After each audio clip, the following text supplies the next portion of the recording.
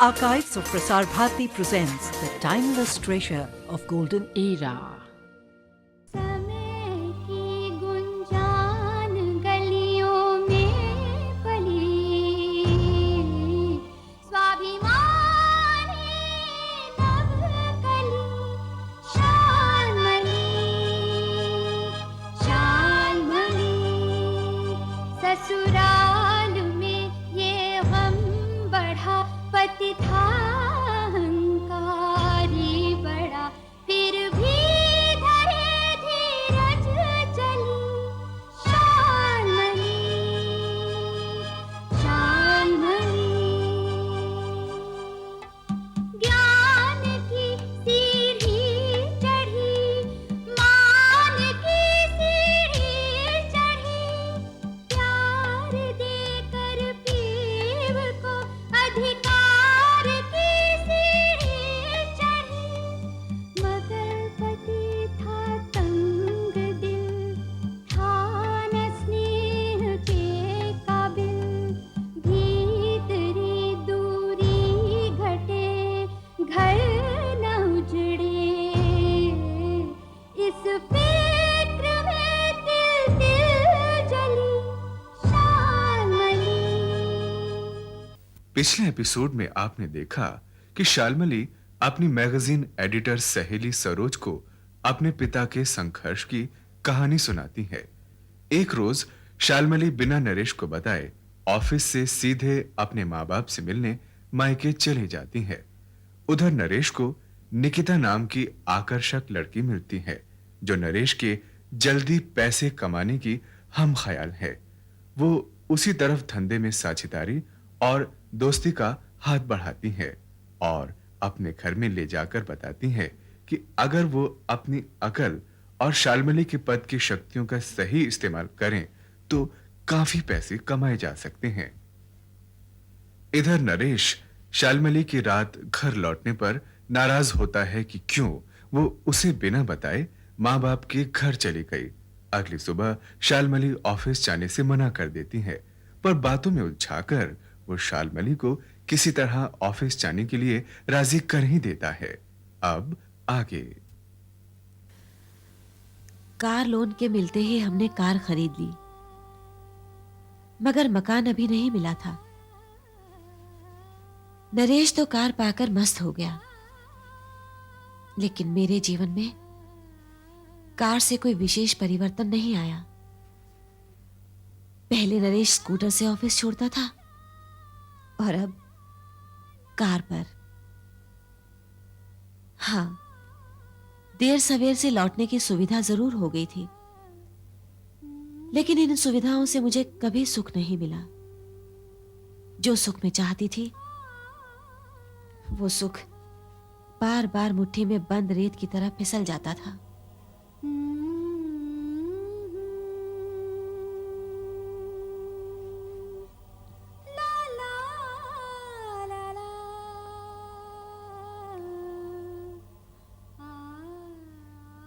वो सुख जो मेरे लिए सब कुछ था, नरेश के लिए कोई मायने नहीं रखता था। उसके लिए तो सुख की परिभाषा थी उसकी आकांक्षाएं, ठाट बाट, गाड़ी, बंगला, अच्छा खाना पीना, ऐशो आराम, विदेश यात्रा और न जाने क्या क्या। Shalu here. Hey, चलो अब्रॉड चलते हैं घूमने। पैसा कमाने, और पैसा कमाने के साथ साथ घूमना तो ही जाएगा। ठीक है। ठीक है क्या? एक एजेंट से मिला था। कहाँ लेके जा रहा है? कुवैत या Dubai? Dubai.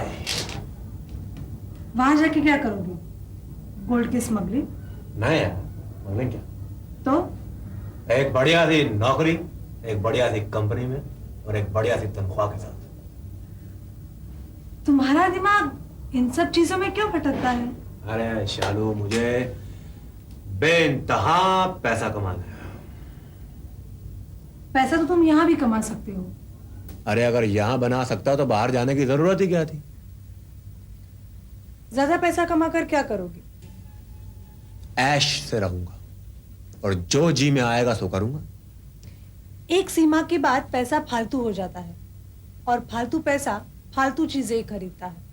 I beg your pardon ma'am. अगर आपकी बात में जरा सा भी दम होता तो लोग पैसा बनाना ही छोड़ देते। उनका मन भी तुम्हारी तरह भटक रहा है। पता नहीं लोग अपनी सोच और शक्ति अपने ही फील्ड में क्यों नहीं लगाते। भाई अब अगर अपनी फील्ड में आगे बढ़ने का स्कोप ही ना हो तो कोई क्या करे? नरेश, घुमक कर लोग दुनिया तो देख लेते हैं लेकिन अपना लक्ष्य खो बैठते हैं।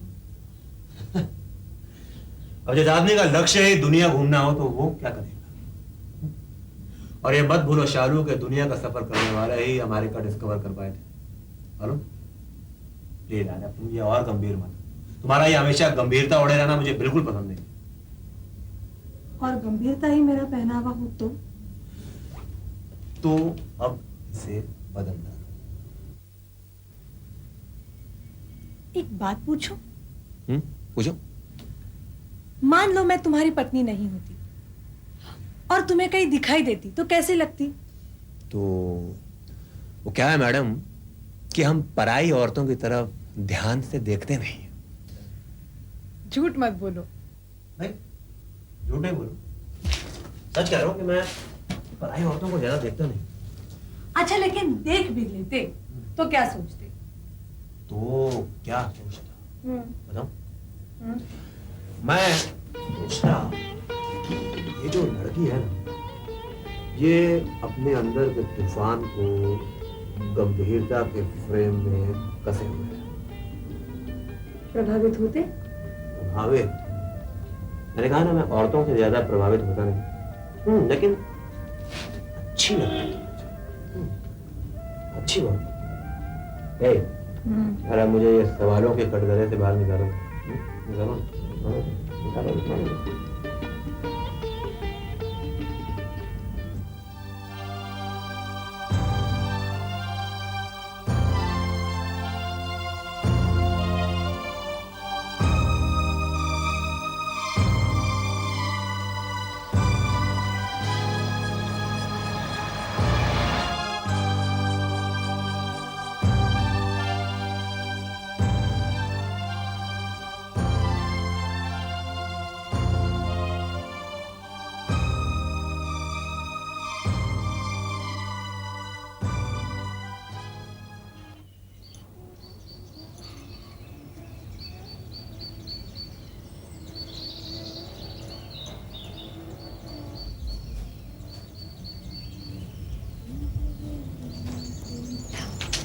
अरे आप कब आई?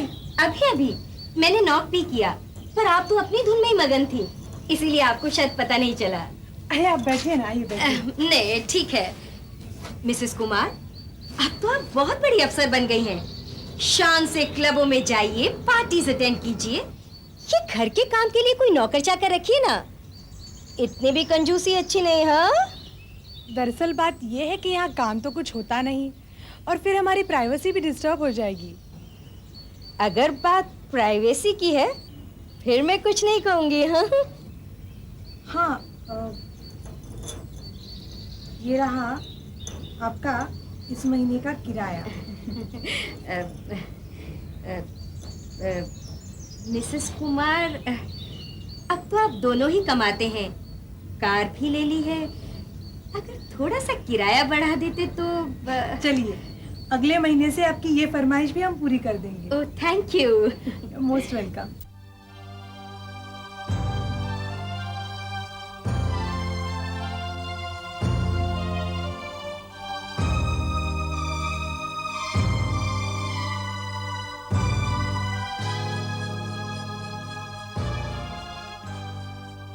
शालू, बहुत गर्मी हो रही है, मैं तो छत पे ही सोऊंगा।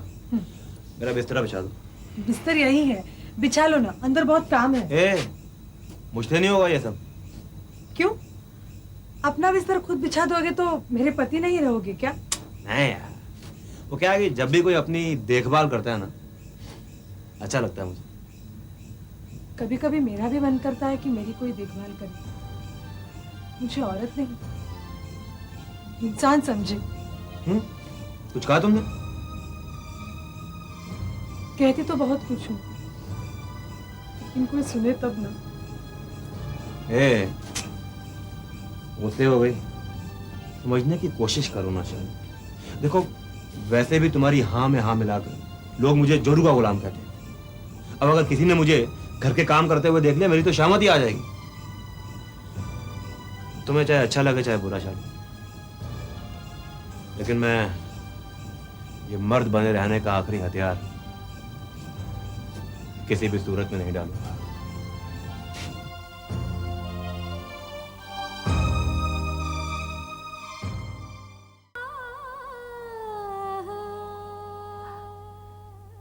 इस तरह क्या साबित करना चाहता है नरेश? क्या वो ये साबित करना चाहता है कि वो पुरुष है और स्त्री का अपमान करना उसके बस में है?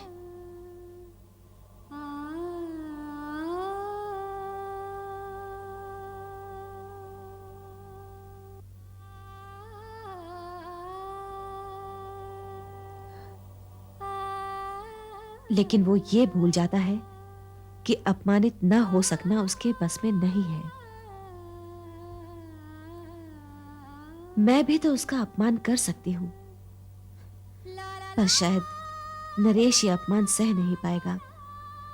औरों से अपमानित होने पर तो वो मुस्कान और धैर्य का मुखौटा चढ़ा सकता है, लेकिन मुझसे यानी अपनी पत्नी से अपमानित होने पर तो शायद वो मेरा गला ही घोंट दे।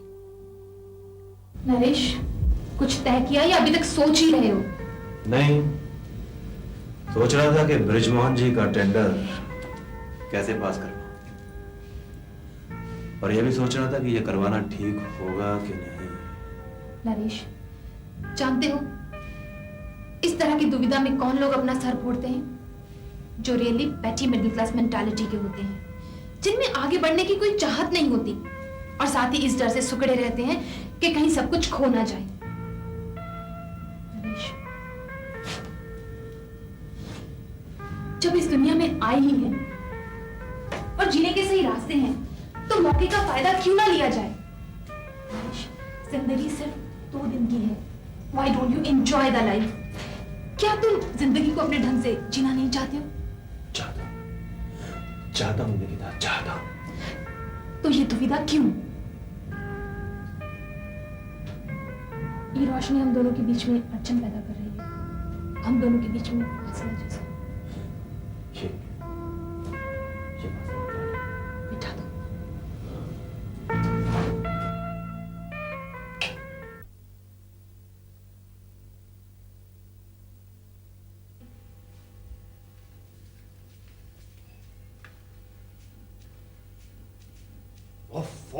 रोज यही सब्जी। अरे जरा से चक्के तो देखो, मैंने अलग तरीके से बनाई है। ये ज्यादा लल्लो चप्पो करने की जरूरत नहीं है मेरे साथ। गुस्सा थूक दो ना, तुम्हें मेरी सौगंध। प्लीज चलो बैठो। आज छोड़ो यार तुम मेरा। अब तुम इस वक्त कहाँ जा रहे हो? जो औरत अपने आप को ज्यादा पढ़ी लिखी, ज्यादा समझदार और ज्यादा बड़ी अफसर समझती हो, उस औरत के पति के भाग्य में ढाबे का खाना ही लिखा होता है। तुम जानते हो तुम ऐसा किस दिन करते हो? जिस दिन तुम्हारा किसी दोस्त के साथ पीने का प्रोग्राम होता है, उस दिन तुम घर में बहुत झगड़ते हो। तुम्हें पीना है तो जाकर पियो, लेकिन पीने के लिए अपनी पत्नी पर लांछन मत लगाओ।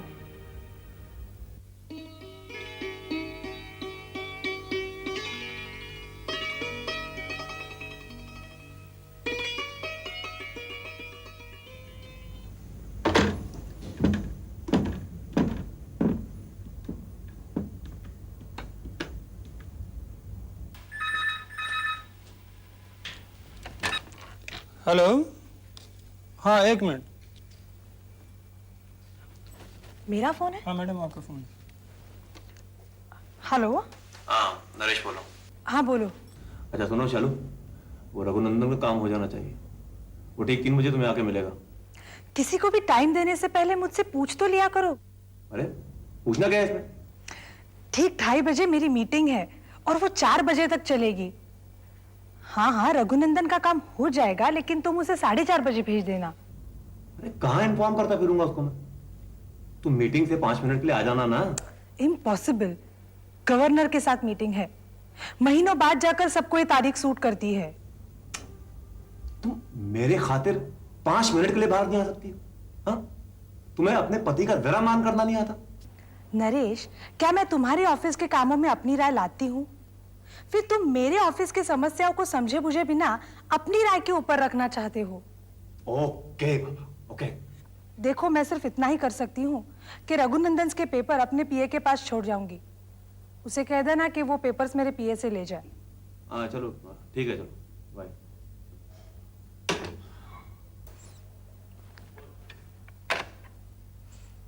क्या मुसीबत है। ये लो, क्या है? तुम्हारा शेयर ब्रजमोहन जी के काम का। कितना? घर जाकर गिन लेना। वैसे तुम तो तैयार ही नहीं हो रहे थे इस काम के लिए, बीवी के डर से सुगड़े जा रहे थे। नहीं, डरा नहीं था, सोच रहा था। सोच रहा था कि अगर शालमली को इस बात की भनक भी लग जाती कि हम उसके अंडर के लोगों से काम करा रहे थे तो गुस्सा तो छोड़ो, वो पूरी डील ही कैंसिल कर देती। बुद्धि का खेल तो इसे कहते हैं नरेश। तुम्हारी बीवी के ऑफिस के लोग ये समझेंगे कि तुम्हारी बीवी खुद काम ना करवाकर अपने मियाँ से करवा रही है, और हम इस मौके को नहीं जाने देंगे, और इसी मौके का फायदा उठाकर हम एक एक किला फतेह करते जाएंगे, समझे? बहुत रिस्की हो जाएगा Nikita. No risk no game. हमारी दोस्ती के महल को हवा में नहीं, एक मजबूत बुनियाद में खड़ा करना होगा, और बगैर पैसे के ये होगा नहीं। क्या कलम घिसने से कोई रईस बना है? थोड़ा सा रिस्क तो लेना ही पड़ेगा, कम से कम मेरी खातिर। नरेश, क्या तुम नहीं चाहते कि मैं एक बड़े से फ्लैट में रहूं, अच्छी जिंदगी जीऊं? चाहता हूं निकिता, चाहता हूं, लेकिन फिर भी मैं खुश नहीं, क्योंकि शालमली बहुत ईमानदार है। ईमानदार? तुम जानते हो कि ये सतयुग नहीं है। सतयुग कभी आएगा या नहीं, किसी को नहीं मालूम। तुम देख रहे हो कि ईमानदार लोग किस तरह से घुट घुट कर मर रहे हैं। मैं उस तरह से नहीं मरना चाहती। मैं जीना चाहती हूँ तुम्हारे साथ। क्या तुम इतना भी नहीं करोगे मेरे लिए?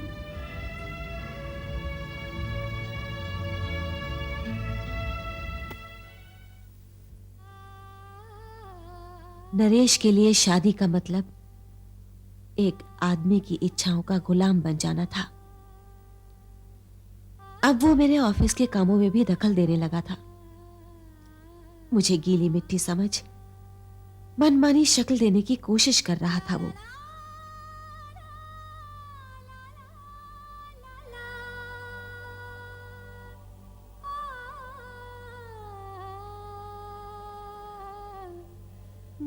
लेकिन मैं तो फुलकारी का वो रेखा चित्र हूं जिसे मेरे पिता ने 20 वर्षों की मेहनत से बनाया था।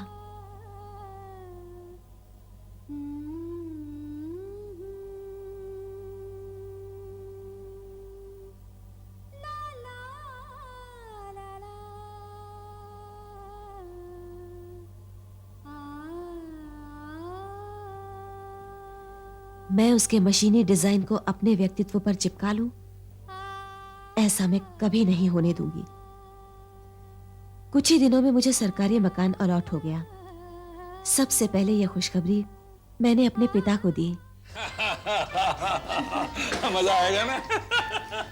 शालमली की माँ, एक कमाल की खुशखबरी है। क्या खुशखबरी? अरे बेटा तू, क्या खुशखबरी है? ऐसी जो तुम सोच भी नहीं सकती। बताओ तो। बात नहीं, तुम कुछ नहीं बताओगे शालमली। ये खुशखबरी तो मैं खुद अपने मुंह से बताऊंगा। आप तो मुझे पागल कर देंगे। अब बता भी दीजिए ना। अरे वो खबर है ही ऐसी कि तुम सुन के पागल हो जाओगी। हमारी शालू को एक बहुत खूबसूरत सरकारी मकान मिला है। सच? शालू बेटा किसका है? शालू अगर आपका बेटा है ना तो मेरी बेटी है, इसलिए ज्यादा खुशी मुझे हुई है। नहीं, ज्यादा खुशी मुझे हुई है। नहीं, ज्यादा खुशी मुझे नहीं, ज्यादा खुशी मुझे हुई है। मुझे हुई है। नहीं, मुझे हुई। मुझे हुई है। अच्छा बाबा, हम दोनों को हुई है। ओके?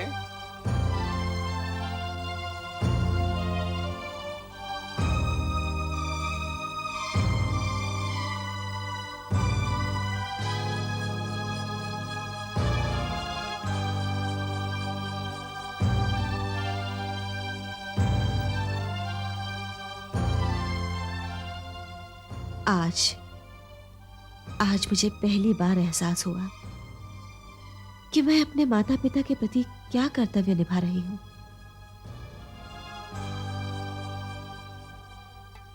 नए संबंधों में उलझकर पुराने संबंधों को कैसे भूल बैठी।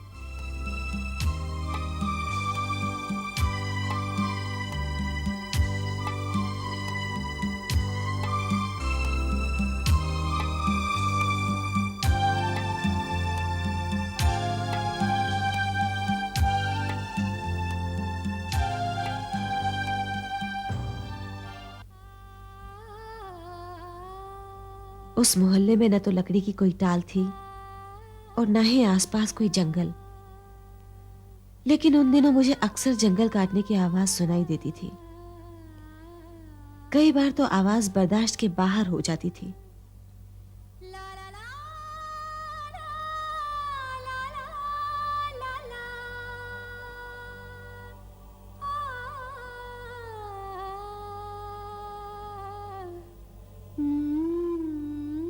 नरेश ने ऐसी स्थिति में लाकर खड़ा कर दिया था कि मन में हर दम आरा और कुल्हाड़ियां ही चलती रहती थी।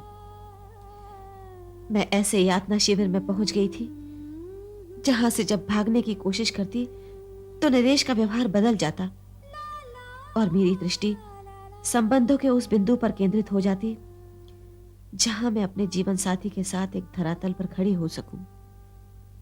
हाय, इस ललक और मृग तृष्णा के कारण मैं कितनी बार चली गई।